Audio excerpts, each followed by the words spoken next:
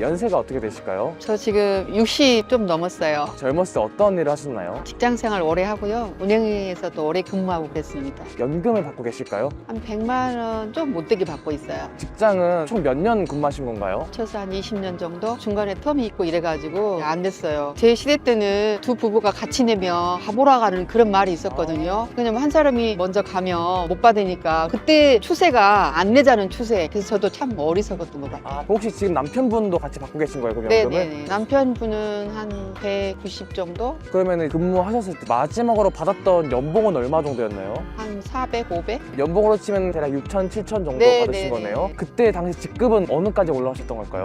제가 할 수 있는 거는 가장까지. 정년을 퇴직하신 건가 아니면 일찍 퇴직하신 걸까요? 저는 좀 일찍 퇴직한 편이에요. 큰애가 이제 캐나다 가 있고 이래가지고 그러다 보니까 왔다 갔다 하고 이래가지고 그 연금만으로 생활 조금 여유로우신 거 아니면 조금 부족한 편이시라고 느끼시나요? 좀 전 부족해요. 뭐 관리비 내고 젊었을 때 들었던 보험이 이제 뭐 거의 끝나가지만 뭐 그런 것도 내야 되고 그리고 이제 애들이 자녀가 결혼하면 엄청 해방될 것 같은데 손녀가 태어나니까 손녀 용돈에 뭐 여러 가지 그럼 선생님께서는 현재 한 달 생활비가 얼마 정도가 나가시나요? 카드가 기본으로 한 200까지는 안 나와도 180, 170 이렇게 뭐 애식비랑 다 해서 나오고 나머지는 뭐 관리비에 핸드폰비 뭐 또 많이 있잖아요. 중간에 재산세, 자동차세 이렇게 하니까 저는 좀 빠듯한 것 같아요. 그러면 선생님께서는 노후 준비를 하시면서 후회되는 부분들이 있으신가요? 아쉬웠던 거 처음에 오피스텔도 몇 채 갖고 있었는데 엄청 관리하기 힘들더라고요. 그게 지금 갖고 있었으면 참 좋았겠다는 생각이 들고 부자가 되려면 이 머리도 아픈 것도 감수해야 되는데 세금 같은 게 굉장히 복잡하더라고요. 저는 주부다 보니까 못 따라가더라고요.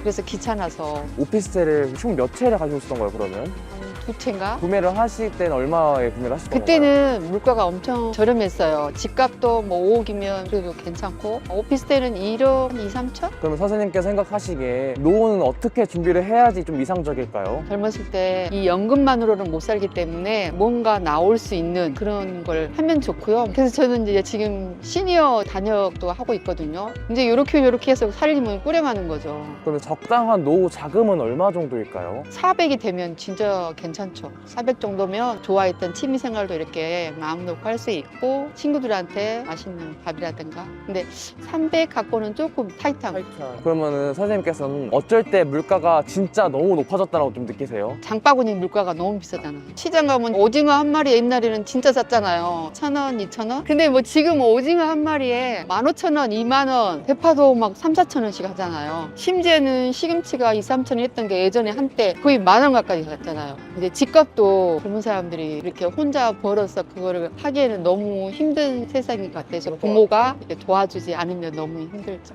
근데 요즘에 그런 말 많죠. 좀 캥거루족 혹시 아세요? 예. 선생님께서는 어떻게 생각을 하세요?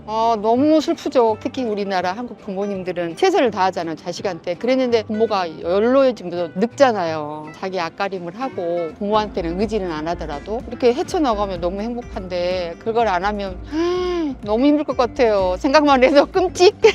그리고 이제 생활의 여유도 없어지고 하니까 또 나이 들면 건강해야 되잖아요. 돈을 떠나서. 근데 자식이 그러면 정말 가슴이 아프기 때문에 스트레스를 인해서 여러 가지 또 병도 올 것 같아요. 그럼 그거 외에도 좀 젊은 사람들을 보면서 좀 안타깝다 느끼는 부분들이 좀 있으신가요? 있죠. 저희 때는 그래도 개천에 용났다 이런 말이 있었잖아요. 아무리 내 주변 환경이 힘들어도 내가 열심히 공부하고 내가 가고자 하는 길이 있으면 하면은 그때는 됐었거든요. 근데 지금 세대는 그게 아닌 것 같아요. 근데 요즘에 더 뭔가 살기 좋은 시대다. 살기는 좋죠. 좋은 카페, 베이커리. 그렇지만 그런 데를 가기 위해서는 치열하게 살아야 되잖아요. 그리고 어렸을 때부터 더 치열하게 공부해야만이 내가 그런 생존 경쟁에서 살아남기 때문에 그러니까 저희 때는 대학을 반에서 한 10명 정도? 그리고 이제 상고 이렇게 나와도 은행에 다 이렇게 취업할 수 있고 어느 정도 또 대학만 나오면 서울로 취업해서 또 이렇게 부모님 용돈도 드릴 수 있고 그런 시대였는데 지금은 이제 다 대학 가죠. 서로 다 왕자님, 공주님. 그럼 선생님은 자녀분들 양육할 때뭐 사교육이라 그런 걸 좀 많이 투자를 하셨던 건가요? 전 좀 했어요. 유학도 보내고 가해도 고해과에 그리고 이제 방학 때는 또 노는 게 보기 싫어서 기숙학원 있죠. 종로 기숙학원 그런 거 그때 시절에 한 270 정도? 근데 가서 공부 열심히 안 한다더라고요.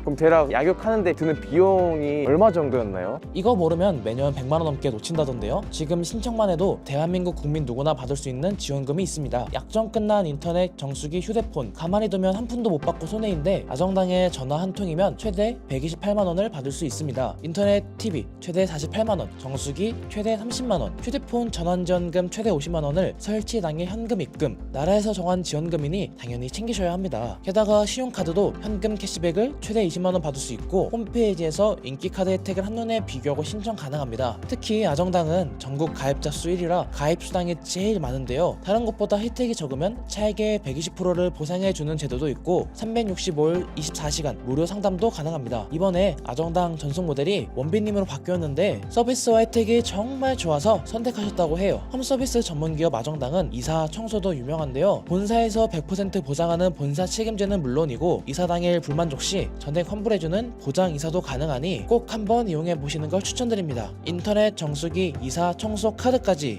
정당하게 받자. 아정당. 약육하는데 드는 비용이 얼마 정도였나요? 영어가 한 달에 90인가 키웠거든요. 영어하고 수학은 두 개만 해도 200은 안 되더라도 한 170 뭐 이렇게 나가고 또 달달하게 논술이니 뭐니. 저도 그때도 이제 한다고 했는데 네. 지금 저희 딸을 보니까 아직 얘가 5살이에요. 근데도 선생님 보시기에도 이건 좀 심하다 싶을 정도로 많이 심하죠. 그리고 이제 저희 때는 그래도 그렇게 많이 가르치지는 않았거든요. 뭐 5살, 6살 때는 좀 그래도 뛰어놀고 동네도 그냥 학원 동네 다니고 이렇게 했는데 지금은 이야기 들어보면 치열해요. 그럼 그런 것들이 조금 잘못됐다고 느끼세요? 아니면 감수해야 되는 부분이라고 생각을 하세요? 잘못되면서도 지금 이제 세상에 다 다른 일도 그렇게 가기 때문에 어쩔 수 없이 따라가는 추세? 우리 애만 뒤처질까봐. 그리고 이제 집을 젊은 사람들이 산다는 거는 말이 안 되는. 저희 때는 집이 1억 미만. 그러니까 열심히 모으고 하면은 누구든지 다 집을 살 수 있는 그런 세상인데 지금은 집이 기본이 10억. 물론 대출도 있지만 근데 그 와중에 결혼해서 대출금 갚아야지. 뭐 애들 먹어야지. 또 옷도 입고. 그러니까 얼마나 힘들겠어요. 근데 요즘에 못 살아도 다